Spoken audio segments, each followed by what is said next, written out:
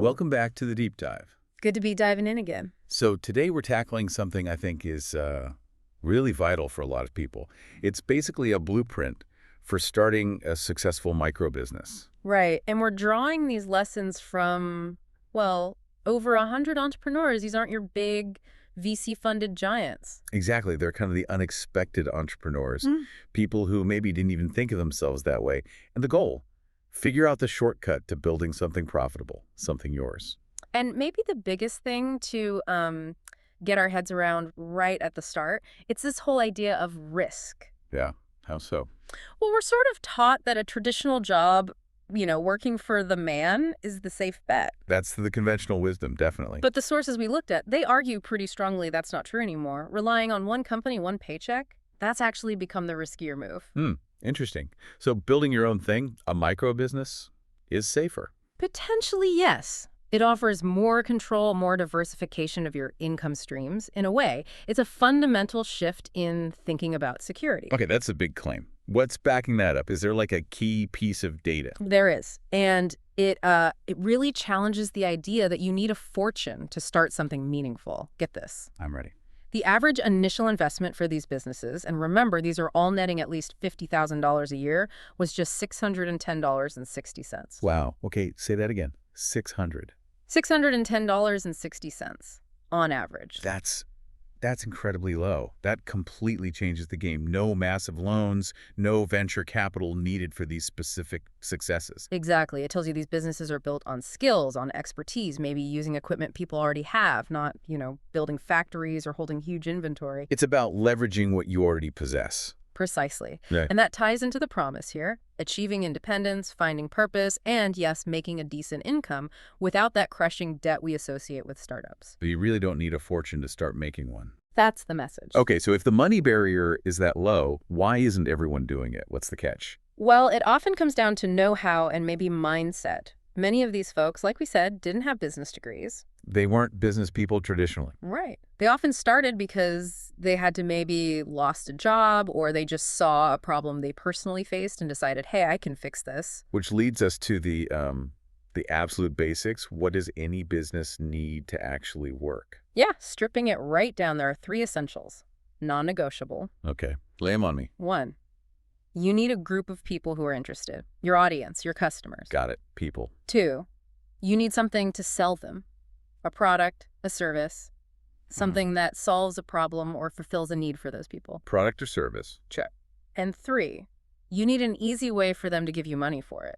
The transaction piece. The payment mechanism. Right. People, product, payment. Miss any one of those. You've got a hobby, maybe a passion project, but not a business. Okay, that's clear. But the magic, the thing that turns a passion into profit, the sources call it convergence, right? That's the key concept, convergence. Think of it like 2 overlapping circles. Okay, visualize with me here. 2 circles. The first circle is all about you. It's something you really enjoy doing or something you're naturally good at, your passion, your skill. Right, circle 1. My thing. The second circle, that's completely external. It's about what other people actually value enough to pull out their wallets for. Usefulness to others. Circle 2. What people will pay for. And convergence is? The sweet spot where those 2 circles overlap, that intersection, that's where a viable micro business lives. It sounds simple, but I imagine finding that overlap is hard. It is, because people often get stuck in cycle 1. I love painting landscapes. Okay, great. But are people willing to pay for your landscapes, and how much and why? You need that external validation, the usefulness part. It's not just about what you like. Exactly. Value is determined by the buyer, by the market. Which brings us to a really great example. Scott Adams. The Dilbert guy. The Dilbert guy.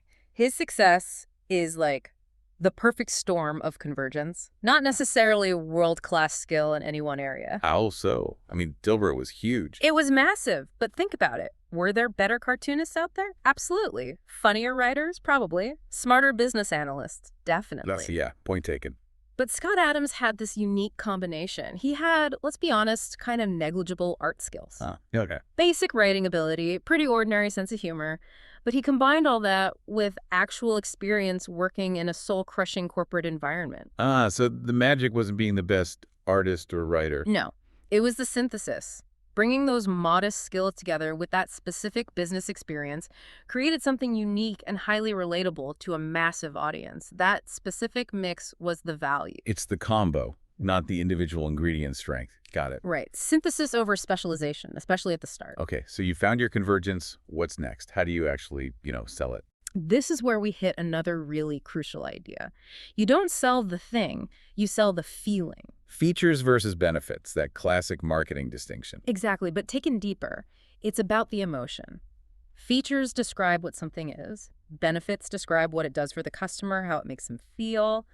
And purchases, almost always driven by emotion, even if we justify them with logic later. Okay, give me an example. This sounds important. The sources use this great analogy. They call it, give them the fish. Give them the fish, like literally. Metaphorically. Imagine you go to a fancy restaurant, you order the pan-seared salmon with risotto. Okay, sounds good. I'm hungry now.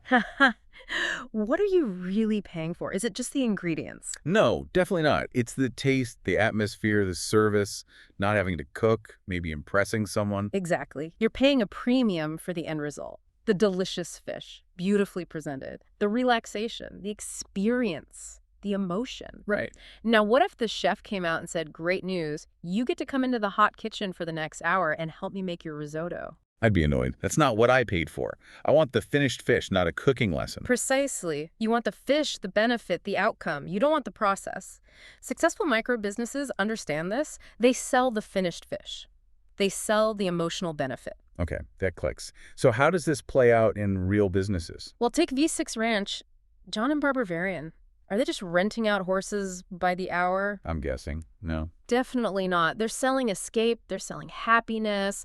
Their marketing talks about helping people be someone new, become a modern cowboy for a bit. That's an emotional promise, way beyond just riding a horse. Totally. It's an experience with a deep emotional payoff. Or think about Telly Newsom at Higher Ground Yoga. Okay. She left corporate law to start this. Is she just selling exercise? Stretching? Again, guessing no. Right.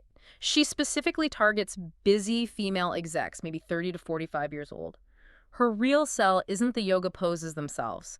It's providing a calm, focused space for these women to prepare mentally and physically for their demanding days. She's selling preparedness, maybe peace of mind. Exactly. Peace, focus, readiness, not just flexibility. And Jaden Hare from Steamy Kitchen, the food blogger. Same principle. Is she just sharing recipes? You can get recipes anywhere. True. Her value, her fish, is helping families connect. It's about the shared experience of cooking and eating together, quality time. That's the emotional core. So the lesson is, dig deeper than the surface product or service. Find that underlying emotional benefit. Yes. And sometimes you have to anticipate needs the customer doesn't even articulate. What do you mean? Like giving them something they didn't ask for. Sort of. It's about understanding the real need behind the stated request. The example of Kyle Hepp, the wedding photographer, is perfect here. Okay, what did she do? So her clients are often young, trendy couples. They might say, we only want cool, candid, non-traditional shots, no cheesy pose stuff. Yeah, I can hear a couple saying that. But Kyle, being experienced, knows better. While she focuses on the creative shots they asked for, she also makes sure to quickly grab a few classic traditional family photos. You know, the ones with the parents, the grandparents, the formal group. Even though the couple said they didn't want them? Yes, because she knows that later, maybe when the parents see the photos, or even 5-10 years down the line, the couple themselves will be incredibly grateful she captured those timeless moments. Ah, she's delivering future value, an emotional need they don't even recognize yet. Exactly. It's anticipating and fulfilling the latent emotional need. That's stellar service. Okay, so we've got convergence, we're selling the emotion. Now, how do we actually structure the sale, the offer? Right, the compelling offer. This needs to be, well, compelling. It means the perceived benefits immediately outweigh the cost.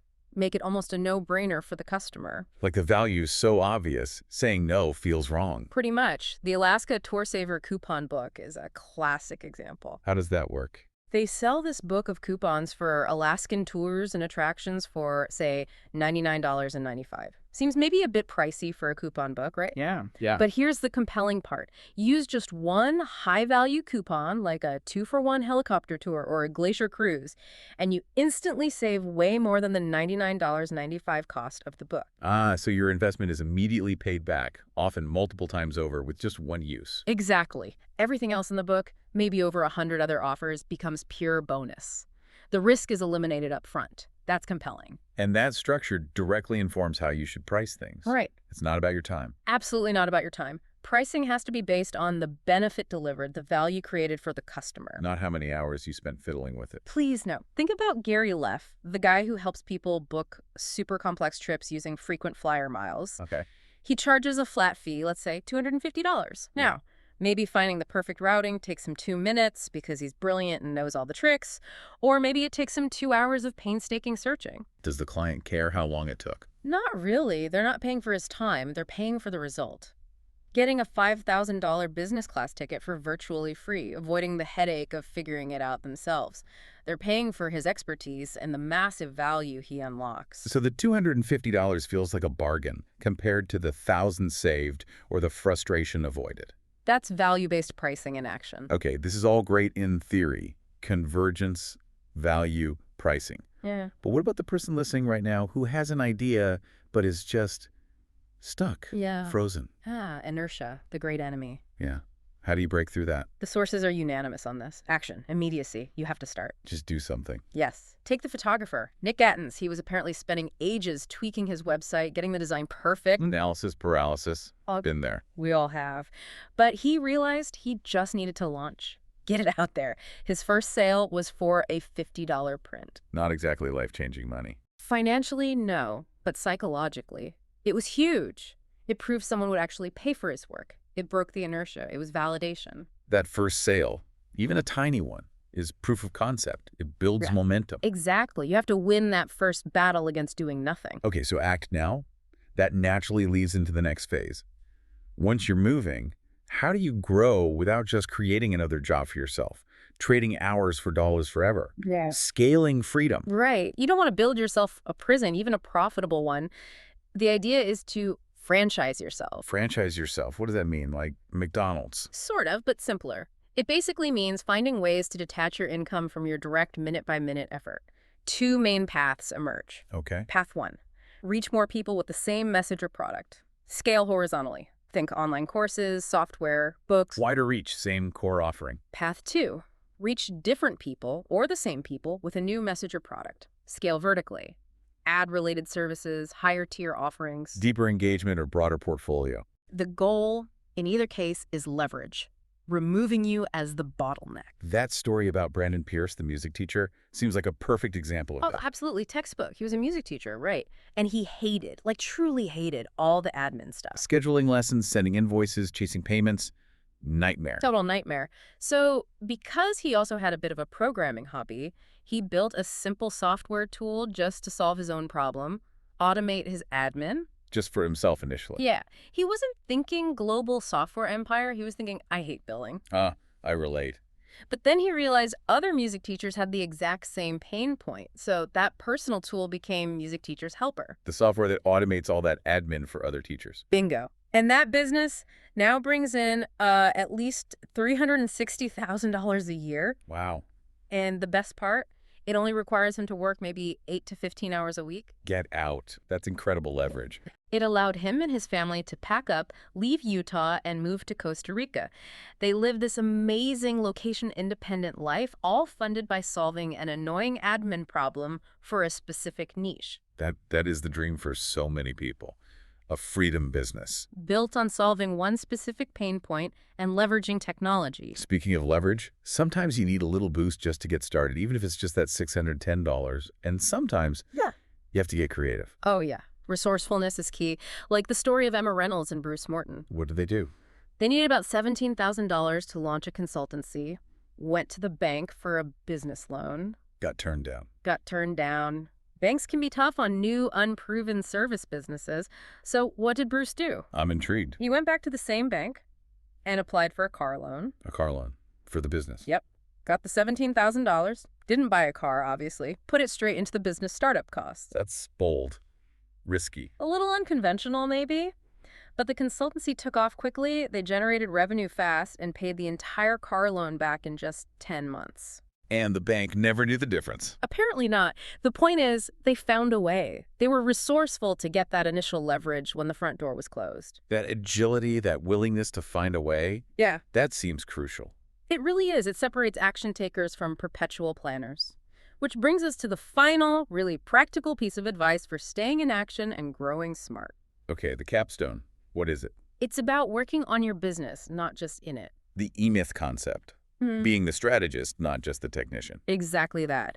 And the actionable advice is super simple, but powerful. Set aside 45 minutes every single day. 45 minutes for what? For proactive strategic work. No internet, no email, no responding to immediate demands. Okay, focus time. What kind of work? Initiating projects.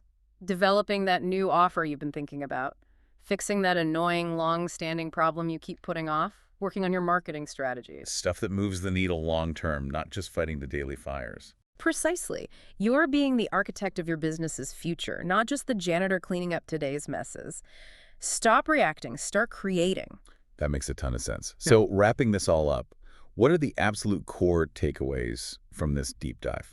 I'd say 3 main things stand out. First, find your convergence. That sweet spot where what you love or do well meets what people will actually pay for. Skill meets usefulness. Got it. Second, sell the emotion, the benefit, the value. Don't just list features. Remember the fish, not the cooking lesson. Focus on how you improve their life. And third, take action now. Break the inertia. Get that first small win, even if it's tiny. Momentum is everything. Convergence, value, action.